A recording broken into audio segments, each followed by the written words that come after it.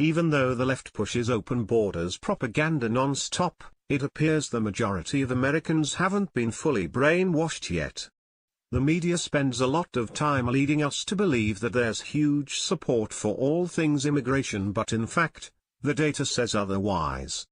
The Nation of Immigrants line is often thrown out as a catch-all defense for immigration, but that's an asinine and contextless statement that has been misused ad nauseum.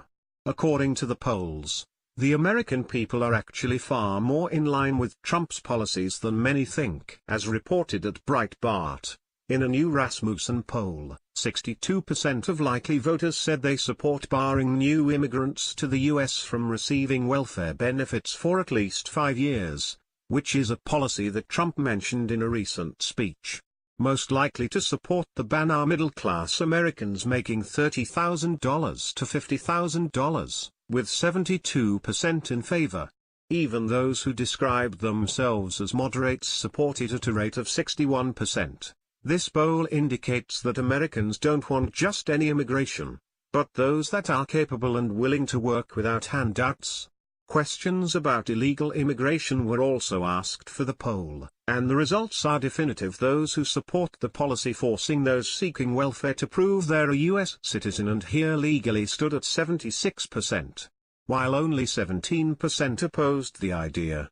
Once again, the middle class was the most supportive of banning illegals from receiving any type of welfare, with 80% favoring the plan. Another revealing poll was recently conducted in Missouri as well. It showed that more than 60% of likely midterm voters said they wanted to see a reduction in legal immigration to the U.S., opposing the current 1.5 million legal immigrant allotment per year. So there you have it. Overwhelming proof that the vast majority of Americans are in favor of Trump's supposedly hateful and bigoted immigration policies. But the left will never let the public know that such broad support exists, as they'll keep pretending that Trump's policies are radical and not who we are as a nation. They feed us the same tired lines, especially the Nation of Immigrants one.